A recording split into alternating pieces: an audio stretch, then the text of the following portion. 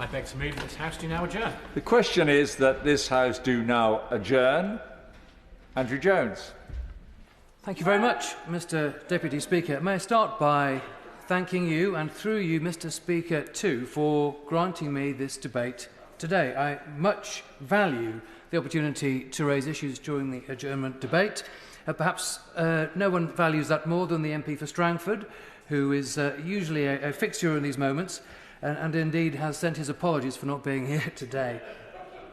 Now, I have mentioned the new housing developments and estates being built across Harrogate and Knaresborough in this House before. Indeed, I have been running a Fair Deal for New Estates campaign. The essence of the campaign is to ensure that new estates are finished in a timely way, and within that fair deal, I'm meaning both the length of time involved and the quality of work from house builders. This campaign has been running for over a year now and started when residents in new build properties came to me seeking support for the problems that they were having with their new homes. I was, of course, extremely happy to help with their cases and take those up on their behalf with house builders. This has meant visits to see the issues firsthand and then correspondence and meetings with house builders. Now, there are too many individual cases to detail in this debate. We're talking over 200 cases, and they're located right across Harrogate, Knaresborough and some of the surrounding villages. So this is not an issue limited to a specific geography. In terms of developments, I'm thinking about King's Croft, Garton Close, Harlow Green, Swincliffe Mews and others. The issues, I think, show great variety, variety in both range and severity, but they can be divided into two groups. These groups are the individual property issues and ones which are effectively estate-wide. The estate-wide ones cover matters such as drainage, road surfacing, street lighting, street signage and play areas, or simply just being a good neighbour during the final build-out of an estate. That means keeping roads as clean as possible, consideration for delivery times and the types of vehicles used. Estates are finished, of course, but I've had many complaints about how long it has been taking to reach that stage and how the focus can seem to move on when much of an estate has been sold. One regular issue is drainage. Drainage for open spaces, for play areas, or indeed affecting individual homes. I have seen blocked drains, I have seen standing water that has been significant enough to reach the front doors and threaten to flood individual properties. That's obviously very worrying indeed for residents. Equally, I have also seen huge excavations and remedial work from house builders, indicating that they have been taking action, but also it indicates just how much work was required to put things right. I'll move from estate-wide issues to those for individual properties, but let's just remember that a new home is not just a financial transaction. It is a major step in anyone's life. It is emotional, it is also exciting, and it can be a very stressful thing to move house too. But one thing it should not be is the start of a long chain of dealings with the house builder to correct problems.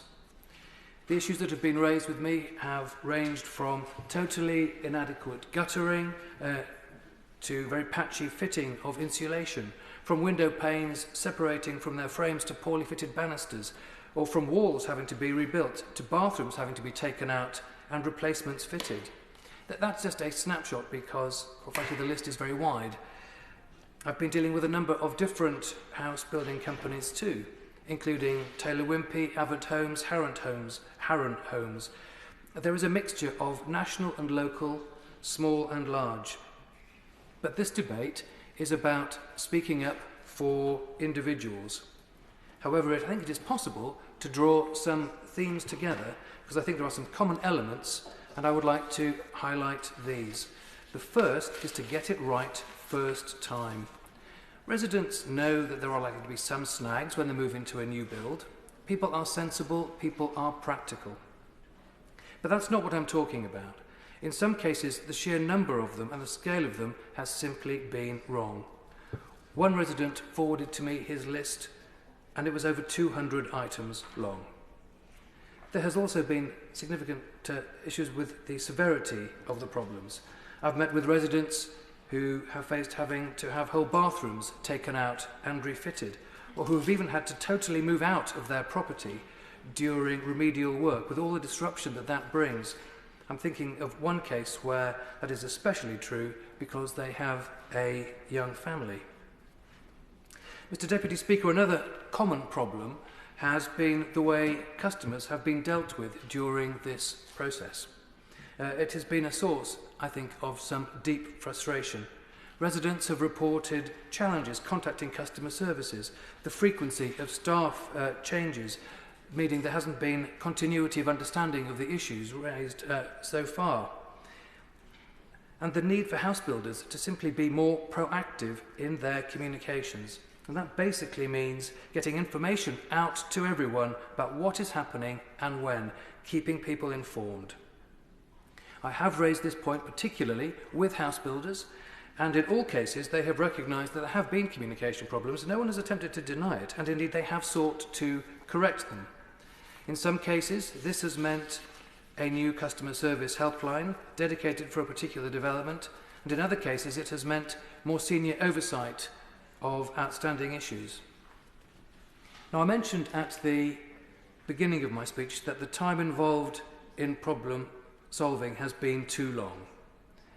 And again, to be fair to all, some cases have been resolved quickly, but I can think of streets where some residents have been living there for 3 years but have yet to see a finished road surface or a finished open space. That is simply too long.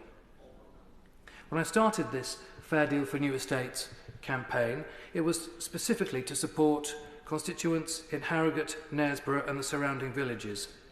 But I have also to say I've been contacted by a number of colleagues from right across the House who have been experiencing similar problems in their constituencies too. So I think this problem is much more widespread, and that is perhaps something for the ministerial team to consider. Now, I am absolutely sure that we do need more new housing in this country, but winning the argument for it means that houses are delivered in a way which enhances communities and where the build quality is high. In Harrogate and Knaresborough and in the surrounding villages, they are hugely desirable places to live.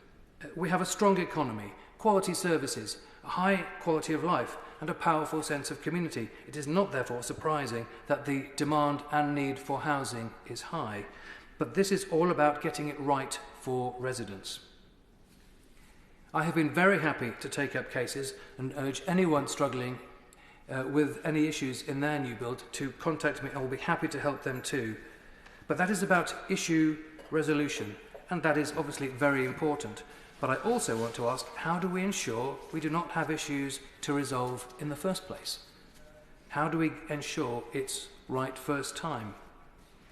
I have therefore a few requests for my honourable friend, the Minister. Is his department's dealing with the sector in the many conversations and dealings which will be taking place? How is quality monitored? Can the New Homes Ombudsman play a bigger role?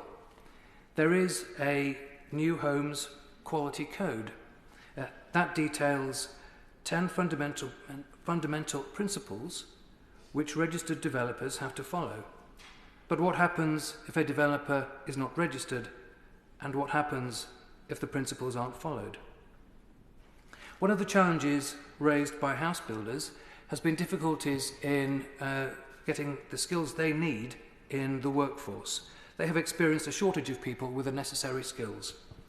This is quite a common feature in our economy when we have been so strong in job creation. But therefore, can more be done to develop a supply chain of skills via apprenticeships? I know that apprenticeships are something my honourable friend the Minister has very strong views about. This is, I think, a particularly important point, and it applies not just to house builders but to their suppliers too. I've had a number of conversations where supplier failure has been cited as a causal factor in a problem, and a change of supplier has led to a problem being resolved. Looking further ahead, I know that the government is working on future homes and building standards, particularly to do with energy efficiency, microgeneration and insulation. This is very positive work, but I'd be grateful, therefore, if my honourable friend could update me and the House on progress. Basically, I want to see more people own their own home, their own quality home, where when they move in, they experience a happy future. Thank you very much. Very much. Minister. Thank you very much, Mr Deputy Speaker. And I'd like to begin by thanking my honourable friend, the member for Harrogate and Knaresborough, for securing this important debate, and to assure him that the Minister for Housing has asked me to offer the honourable member a meeting to discuss these matters in greater detail further. As a fellow Yorkshireman, born and bred, I know my honourable friend shares my enormous pride in representing a constituency in God's own country. And I have huge respect for the tireless work that he's done over the years to promote the interests of the hard-working people and families of North Yorkshire. His constituency, like mine, is made up of strong communities that are proud of their past and aspirational for their future.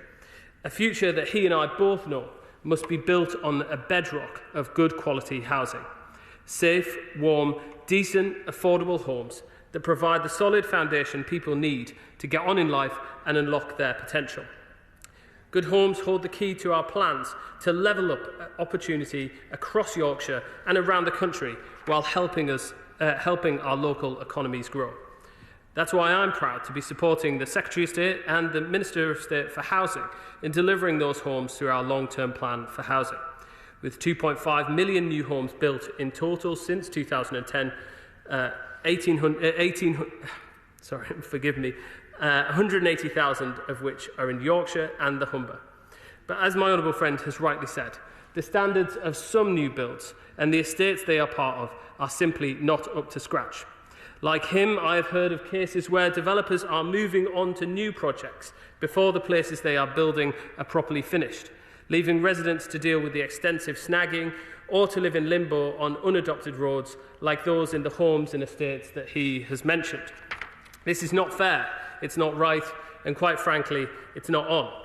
Mr Deputy Speaker, while recognising that the majority of new developments across the country are already of a decent standard, constructed by the many good building firms operating nationwide, we're also clear that more needs to be done to address home buyers' concerns where standards have fallen short. And we've been taking action to make sure this happens. Reforming building control is part of the biggest changes to the construction sector in a generation, and strengthening warranties to give home buyers greater protection. Now, turning to the questions my honourable friend raised, he asked how my department monitors quality in our work with the sector and whether the new Homes Ombudsman will play a bigger role. I'm pleased to tell him that quality is at the heart of our plans, from the future home standard to our work to improve redress with the new Homes Ombudsman, which once launched will help drive up quality across the industry. He also asked what happens if a developer is not registered with the new Homes Quality Code. The new Homes Quality Code is voluntary, but through the Building and Safety Act, we have legislated so that we can bring forward a single code of conduct which will indeed be statutory. This was also recommended in the recent CMA report, which we will soon be publishing our response to. My honourable friend asked about the shortage of relevant skills in the workforce and whether apprenticeships can help address this. As a former apprentice myself, this is a subject very close to my heart, as I know it is his, which is why I'm delighted to tell him that we are already working to boost skills training across the industry by fully funding new apprenticeships for young people working for a small business up to the age of 21, and that we've amended the apprenticeship levy so that SMEs will have greater opportunities to develop the skills the industry needs. He requested an update on the future homes and building standards, particularly to do with energy efficiency. And I can tell him that from next year, the future home standard will ensure that all new homes produce, on average, upwards of 75% less CO2 emissions than those built to the 2013 requirement. And that through the work of our new building safety regulator, introduced as part of the Building Safety Act, we are improving construction standards across the industry. To directly address some of the matters my honourable friend raises in his constituency, local authorities can use Section 106 planning obligations to secure a commitment from developers to provide appropriate facilities for new build projects like those he mentions, from play areas to roads to drainage. It's up to developers and local planning authorities to agree matters relating to the timing and funding of delivery, and it's right that those decisions are retained by local authorities. But in the meantime, Mr. Deputy Speaker, we're working with the building industry and ensuring that they take this issue seriously, because ultimately it is private developers, not the state, that hold the key to raising these standards. Only by working together, local and central government, with developers, can we ensure that new homes being built in Yorkshire and across the country are safe, decent, warm and finished to a high standard, and that buyers in my honourable friend's constituency and elsewhere are treated fairly. We must all play our part to make sure that happens.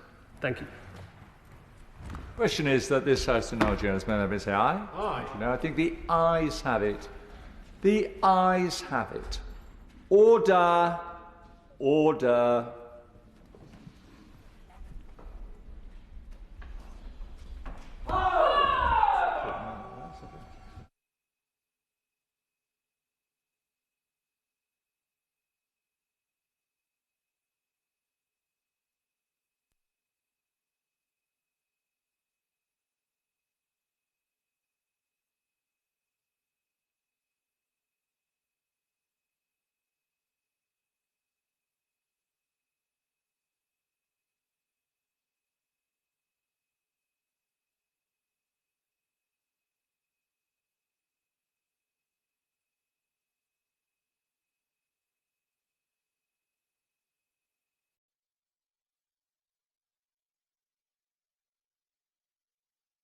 The proceeding has ended.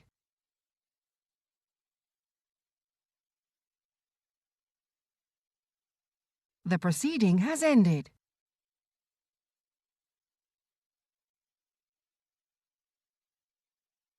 The proceeding has ended.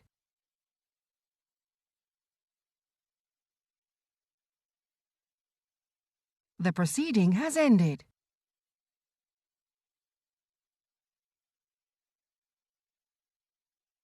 The proceeding has ended.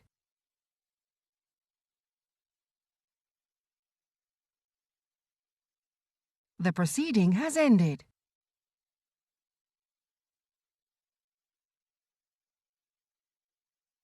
The proceeding has ended.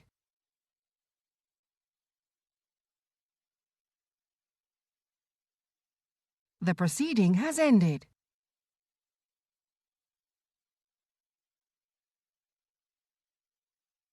The proceeding has ended.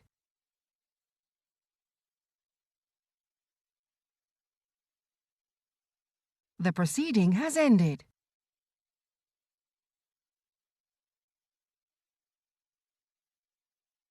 The proceeding has ended.